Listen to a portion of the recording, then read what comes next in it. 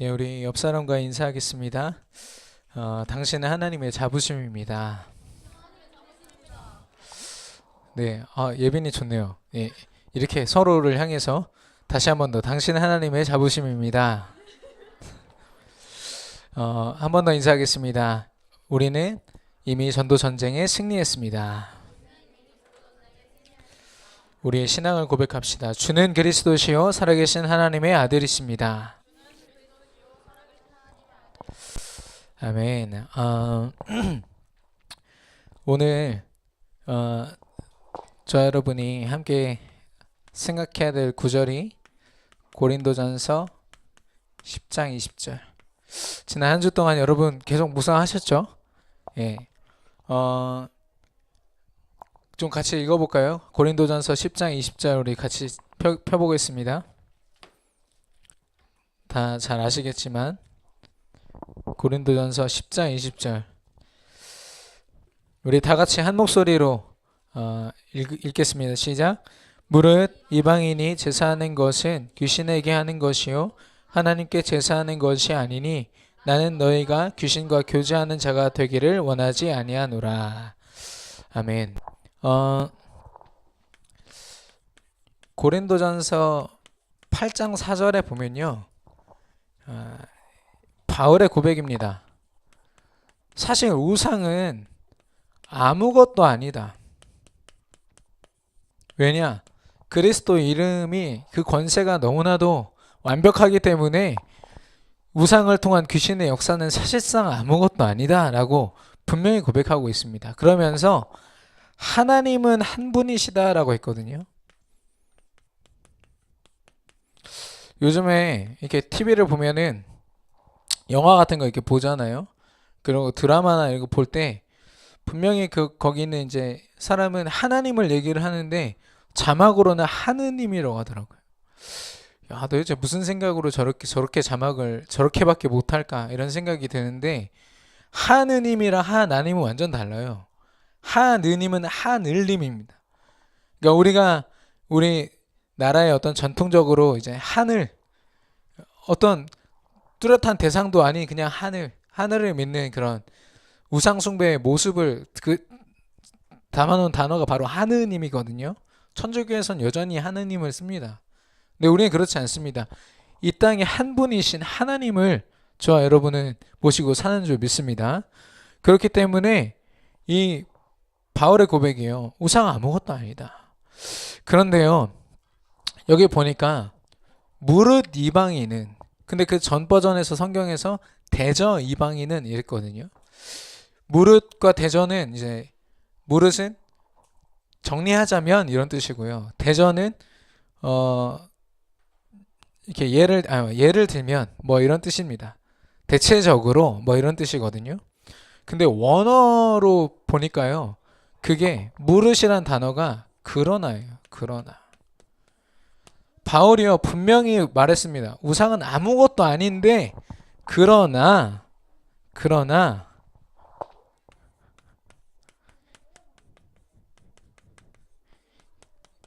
이 우상을 숭배하는 것이 바로 귀신과 교제하는 것이다.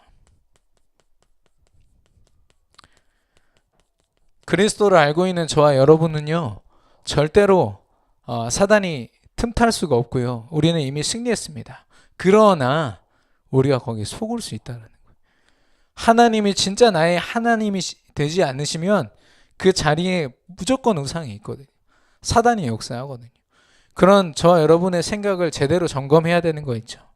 그래서 바울이 또 고백합니다. 고린도전서 10장 31절에 너희는 먹든지 마시든지 하나님의 영광을 위해서 하라고 합니다. 그러니까 우리의 모든 삶을요, 이 진짜 하나님 앞에 드리는 거. 이게 제대로 점검돼야 되는 거 있죠. 우리 직장 생활하는 우리 청년들, 또 학업으로 미래 준비하고 있는 우리 대학생 랩런트들, 이 앞에 서지 못하면 우리가 이 자리에 있다는 거예요. 우리도 모르게 우리 체질 각인 뿌리되어 있는 것으로. 그래서 우리의 신앙을 점검하고요. 이 내가 믿음으로 살아가는 삶을 점검하는 겁니다. 오늘 계속 이 이야기를 할 건데요. 그래서 내 생각, 그리고 내 마음, 내 영혼, 이게 다 점검되어야 되는 거 있죠. 이게 먼저 되지 않으면 우리도 모르게 이 자리에 있어요. 우리도 모르게 우선순위가 다 뒤틀려 있어요. 제대로 점검하고 절대 귀신과 교제하는 자가 아니라 하나님이 원하시는 전도자로 저와 여러분이 승리하기를 축원합니다. 그래서 하나님이 저와 여러분에게 허락하신 날이 바로 부활절이에요. 부활절 그 자체가 중요한 게 아니라 부활이란 사건이 너무나 더 중요한 겁니다. 그 이유를 알아야겠죠. 그 지금 담임 목사님도 말씀하셨지만 이게 영어로는 이스터거든요. 왜 갑자기 이스터인가 이렇게 보니까 로마가 이제 기독교를 받아들였어요. 국교화 돼가지고 이제 그 주변 나라들한테 기독교를 전파합니다. 그때 게르만족한테 이 복음이 전달됐는데 이 사람들은 복음을 딱 받았으면 이제 자기들이 가지고 있는 걸 버려야 되는데 버리지 않은 거예요. 예전에 그 토속 신앙이 있죠. 자연을 숭배하고 했던 그런 것들을 고스란히 가지고 있었던 거예요. 그래서 봄이 오는 것을 뜻하는 동물이 바로 토끼였고, 그러다 보니까 이 계란도 사실 어디서 왔는지 정확히 아는 사람이 별로 없더라고요. 이것도 토속 신앙에서 왔고 토끼도 그렇다. 그럴듯하게 이제 뭐 부화하는 그런, 그러면 부화하는 걸 봐야지 왜 그걸 잡아먹는지 모르겠습니다만은 어쨌든 계속해서 이걸 이 부활의 분명한 의미를요 계속 퇴색시키는 거예요. 제대로 이 부활이 얼만큼 능력 있는지를 사단이 알고 나니까요 이거를 어떻게든 이 의미를 바꿔놔야 되겠는 거예요. 그래서 미국에 가면요 부활절만 되면 토끼가 주인공이에요. 완전 산타클로스가 주인 된 것처럼. 그래서 저와 여러분이 오늘 부활의 의미를 진짜 제대로 알아야겠어요. 이번 한 주 동안 여러분 묵상하셨겠지만 그냥 내가 이해됐다, 이거구나, 이게 아니라 삶으로 체험되기를 바랍니다.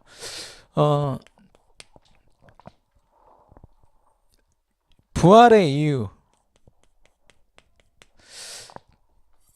이 예수가 그리스도 되신 이 사실,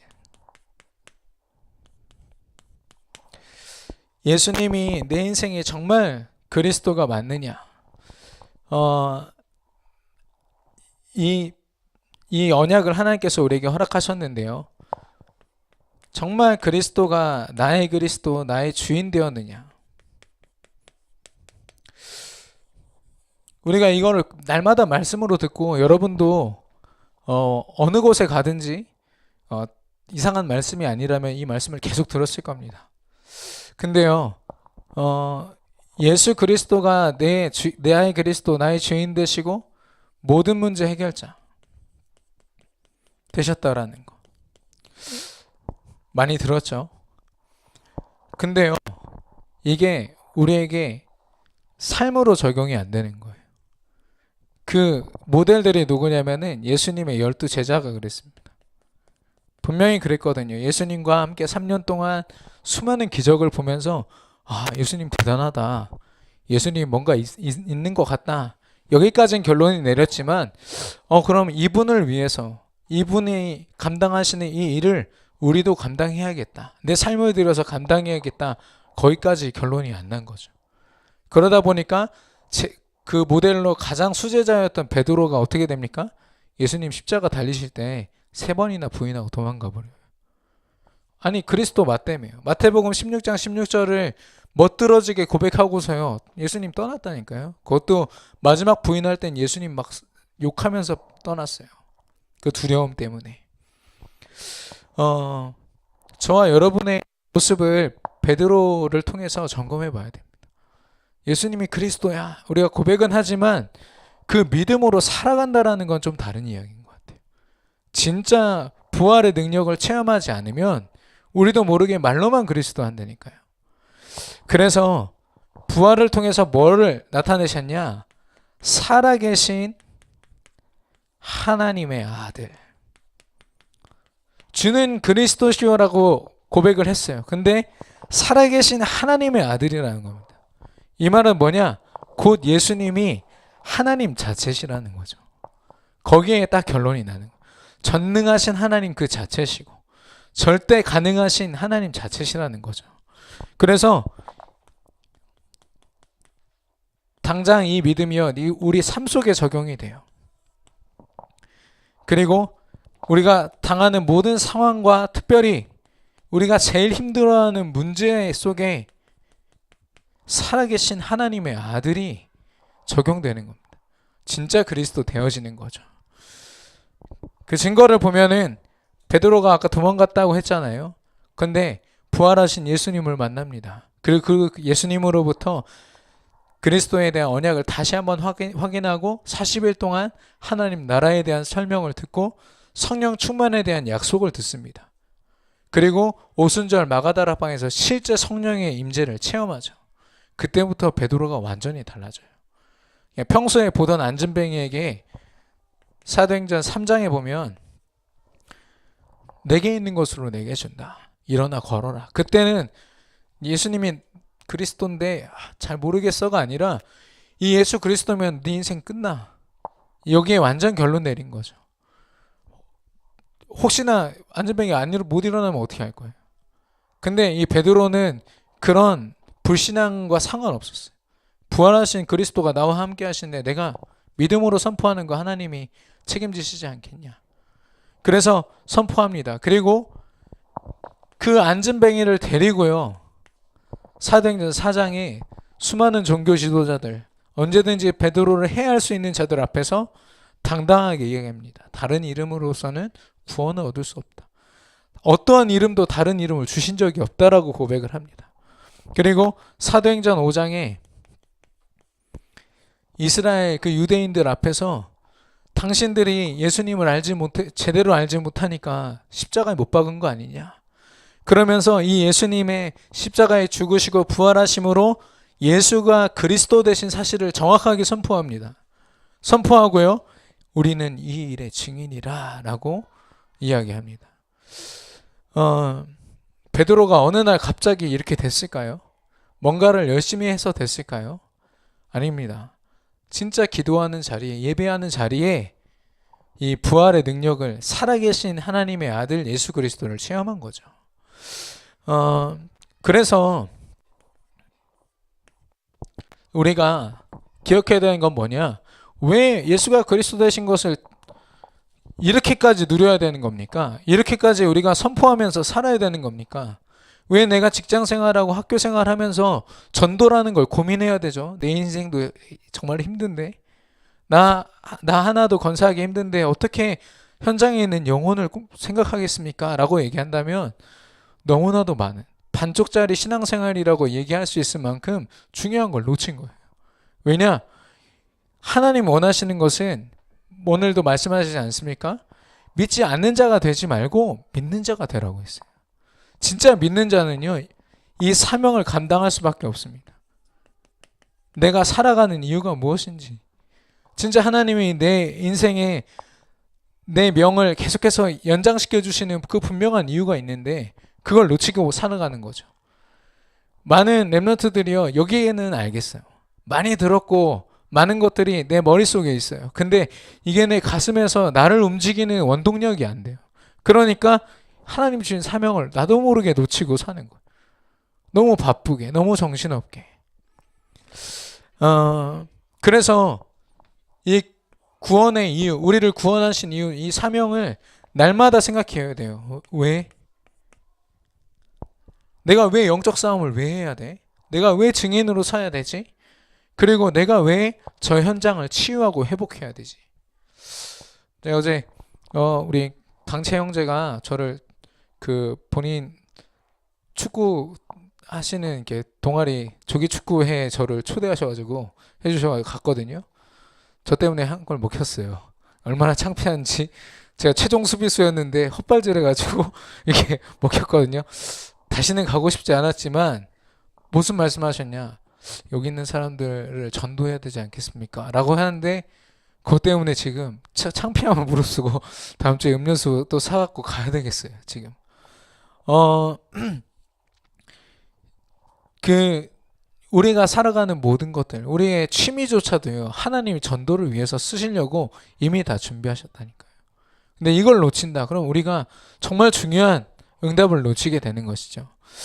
어, 근데 여러분 지금 혹시 제 말을 듣고 이렇게 좀 낙심되는 분 계십니까? 내가 사모늘도 잘 못하고 못하겠는데 괜찮습니다. 여러분 옆 사람에게 고백하세요. 당신은 하나님 자녀라서 괜찮습니다. 이건 안 해도 된다라는 말이 아닙니다. 여러분 그 땅끝 부부라고 아십니까? 이때 웃어야 되는데 몇 명은 네 누가 추천을 3명이 해주셨어요. 제가 살 뺀다고 하니까 그 사람들 거 따라하면은 살 다 빠져요. 이렇게 얘기하는 거예요. 근데 그 영상의 묘미가 누군 뭔지 아는 사람? 그 영상의 묘미. 아, 화이팅도 참 좋은 건데 거기 보면은 남자분이 이제 그 전문인인 것 같아요. 앞에서 이렇게 하거든요. 근데 그 뒤에 부인이 있어. 근데 이 3세트 정도 하거든요. 2세트, 3세트. 근데 뒤에서 이 부인이 굉장히 지친 모습으로 이제 그걸 거의 못 따라가. 근데 그게 얼마나 저한테 위로가 되는지. 그렇잖아요. 한 2세트 하면은 막 지치거든요. 근데 그분을 보면은 그래 저게 정상이지. 앞에 있는 남자가 오히려 이상하게 보이고. 우리가 좀 낙심해 있어도 지금 잘 안 되고 있어도요. 하나님 그것조차도 모델로 쓰고 계신다니까요. 그러니까요. 우리가 도전하는 만큼 하나님이 저와 여러분을 쓰실 줄로 믿습니다. 지금 우리 마음 돌이키면 돼요. 하나님 정말 살아계신 하나님의 아들 이 부활의 능력으로 내가 살아가게 하옵소서. 저와 여러분의 고백이 되기를 축원합니다. 그래서 이 부활 사건을 통해서 하나님이 우리에게 알리고자 하시는 것이 바로 뭐냐? 25시. 저와 여러분에게는 24시라는 굉장히 한계가 많은 그런 시간이 있습니다. 근데 이 시간 속에요, 강단의 말씀. 저는 자부하는 게 뭐냐? 여러분 막 여러 가지 말씀 막 듣고 솔직히 저는 칠핵 이런 많이 말씀을 많이 하더라고요.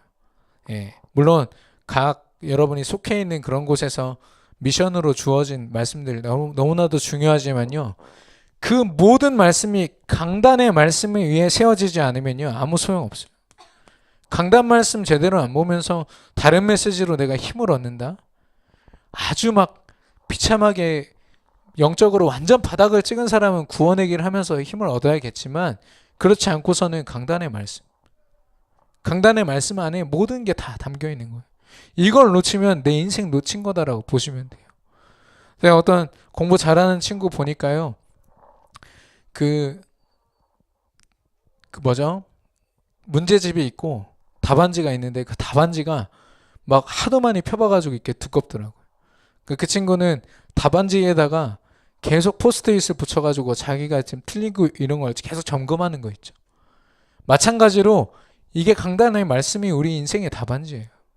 여기다 여러분 인생을 적어보시고 점검하시고 여기서 찾아내고 그게 우리 인생의 전부입니다. 근데 이걸 하지 않으면서 뭔가 다른 걸 한다, 많은 걸 놓치는 거죠. 근데 이 강단의 말씀과 주신 것으로 그리스도께 집중하고 하나님께 집중할 때요. 하나님이 역사하시는 게 바로 25시입니다. 그래서 우리가 미처 갖지 못했던 하나님의 기준, 표준, 수준 이것으로 우리가 살아가는 거 있죠. 기준은 무엇입니까? 우리에게 주신 언약 그 자체입니다. 138 그리스도 하나님 나라 성령의 충만함 이게 하나님이 허락하신 언약 전부죠. 그리고 표준은 뭐냐? 하나님 자녀의 그 능력의 표준은 뭐냐? 하나님 영적인 힘입니다. 영적인 힘. 세상은 가르쳐 줄 수 없는 보이지 않는 힘이지만 하나님이 함께 하셔서 성령으로 역사하시는 거예요. 여기서부터 우리는 시작하는 거예요. 그리고 수준은 우리의 배경입니다. 우리는 어떤 배경을 가지고 있습니까? 하나님 자녀이기 때문에 우리가 가는 모든 곳이 하나님 나라이고요. 그리고 우리가 하나님 자녀고 언약을 가졌고 빛을 가졌기에 우리가 가는 모든 곳에 치유의 역사가 일어난다는 거. 우리는 천국의 배경을 가졌기 때문에 죽음조차도 두려워하지 않는다는 거. 이게 바로 우리의 수준이에요. 하루하루 내 일 벌어먹고 나의 유익과 나의 만족을 위해서 살아가는, 미안하지만 저 불신자들과는 차원이 다른 삶이란 말이에요. 이게 바로 25시의 삶입니다. 여러분 어벤져스 봤습니까? 엔드게임? 안 보신 분들은 대화가 안 될 것 같은데 꼭 보시기 바랍니다. 예, 저는 이게 그 영화를 보는데요. 진짜 제가 마블 팬이긴 해요. 예, 물론 3단체를 한쪽으로 꺾고 있지만 한쪽으로는 굉장한 팬입니다. 근데 그걸 이렇게 보는데요. 마블이 그동안 만들었던 그 영화들이요. 다 떠오르는 거예요. 그 저만이 아니라 모든 사람들이 다 그 평을 내놓더라고요. 진짜 엔드게임답다. 이런 얘기를 하면서 막 어떤 친구는 울었대요. 보다가 울었다고. 근데 한두 명이 아니더라고요. 댓글 보셨습니까? 감동의 막 물결. 예, 제가 보러 갔을 때는 주차할 자리가 없어가지고 겨우 들어갔어요. 그 정도로 사람들이 막 몰려듭니다. 그런데 끝나고 나서 그럼 잘 봤다 이래야 되는데 그 여운이요. 제가 1시간 정도 가는 거 있죠. 야, 이런 영화가 다 있나. 엄청나다. 이러면서 저도 모르게 제 생각이 이렇게 막 뺏기는 거예요. 웃고 계신데 이제 한번 보시라니까요. 얼마나 큰 스케일을 가지고 있는지. 근데 그걸 계속 생각하다 보니까 1시간 만에 제가 울었어요. 왜 울었을까요? 아니, 누군가의 머릿속에서, 그것도 하나님도 믿지 않는 어떤 불신자의 머릿속에서 나온 그 시나리오 때문에 내가 이렇게 감동받고 있는데, 완벽하신 하나님이 내 인생의 시나리오를 다 적어 놓으시고 나를 구원하시고 인도하신다. 그 속에서 나를, 내 인생의 하나하나를 다 완벽한 드라마 같은 그런 시간들로 만들어 가시고, 결국엔 나를, 저들은 상상할 수도 없는 어마어마한 일들을 내게 맡기시겠구나. 이미 그런 일들을 하고 계시는구나. 그게 딱 느껴지는데요. 그 영화 때문이 아니라 하나님의 그 은혜가 다 깨달아지는 것이죠. 여러분은 무엇으로 여러분의 배경을 삼고 여러분의 만족을 삼고 계십니까? 혹시 여러분이 듣고 있는 음악으로 여러분 좀 위로받고, 여러분 좋아하는 어떤 취미로 위로받고, 아니요, 우리는 그런 정도 수준이 아니라 하나님 나라의 수준으로, 그런 표준과 그런 기준으로 살아야 될 줄로 믿습니다. 그러면 그런 저와 여러분의 삶을 통해서 하나님은 변화시키세요. 세상은요, 하나님 모르기 때문에 변질됩니다. 그 원래의 의미들이 다 퇴색돼요. 인간의 의미, 하나님의 형상인데 그게 다 깨어져 버려요. 그러나 우리는 그리스도 언약을 분명히 그 답을 갖고 있기 때문에 우리는 변화의 주인공입니다.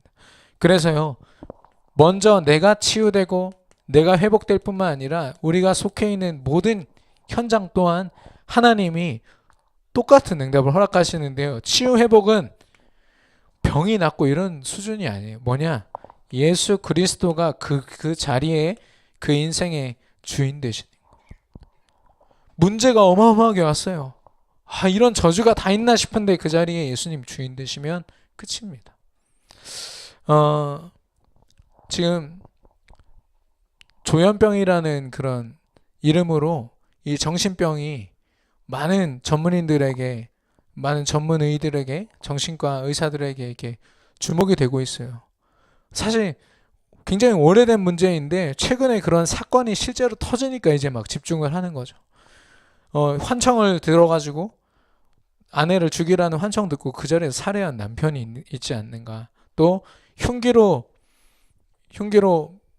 날 기분 나쁘게 한다고 할머니를 찔러 죽이는 그 조현병에 걸린 10대가 있지 않나.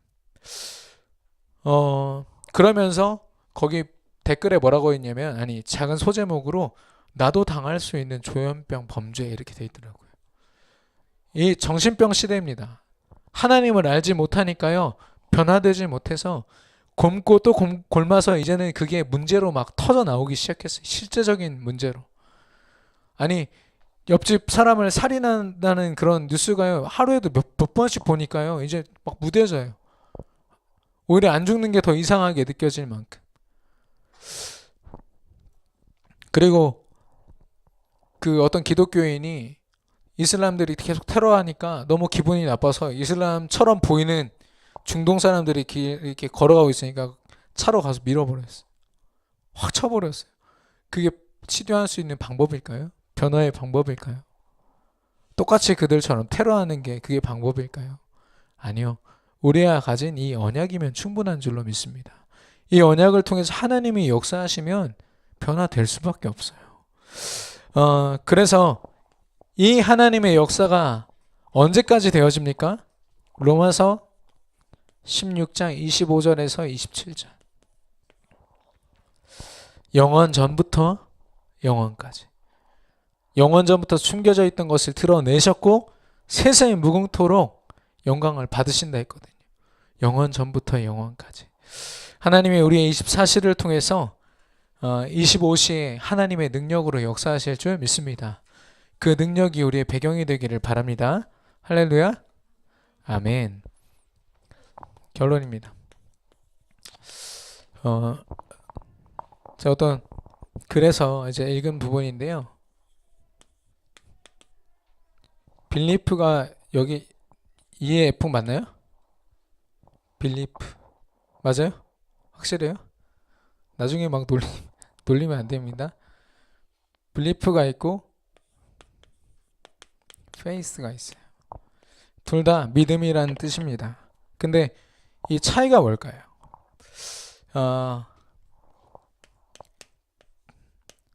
빌리프에서 말하는 이 믿음은요, 마태복음 16장 16절을 그냥 지식으로 알았을 때, 쉽게 말하면 인식되어 있는 언약인 거예요.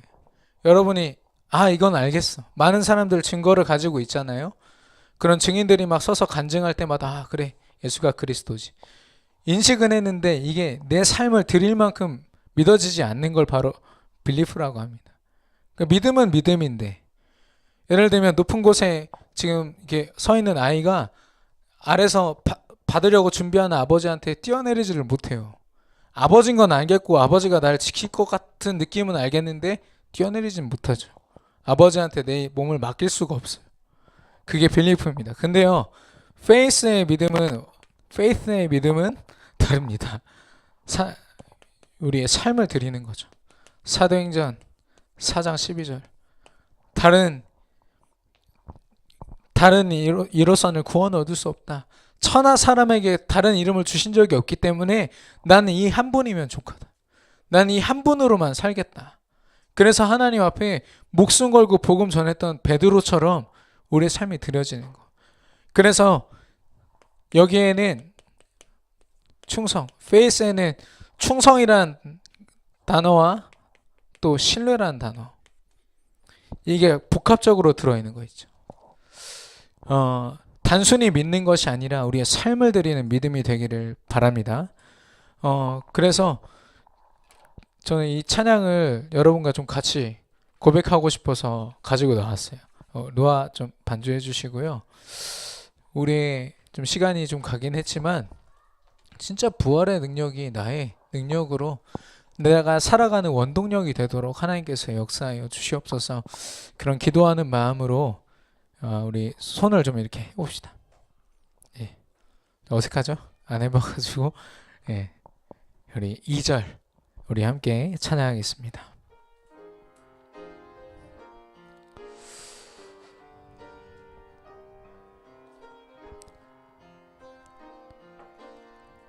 고백합니다. 예수는 믿지만